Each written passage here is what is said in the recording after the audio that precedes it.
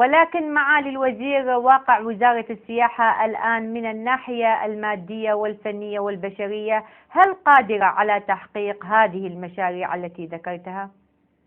نعم، هناك هيئتين مهمتين، هم هيئة السياحة التي فيها أكثر من 4500 موظف، وهيئة الآثار التي فيها أكثر من 2300 موظف تقريبا، بالإضافة إلى مكتب الوزير. هي مهيئة لغرض تفعيل قطاعي السياحة والآثار. هناك كوادر ممتازة في هذين القطاعين، هناك كفاءات سواء كان في السياحة والآثار.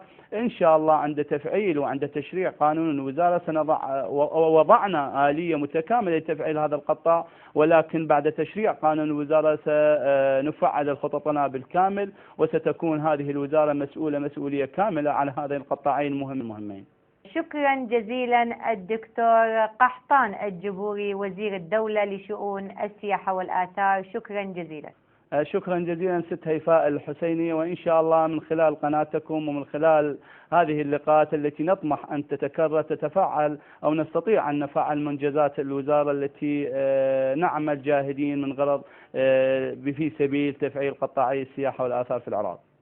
إلى هنا أعزائي المشاهدين انتهت هذه الحلقة المخصصة عن السياحة في العراق.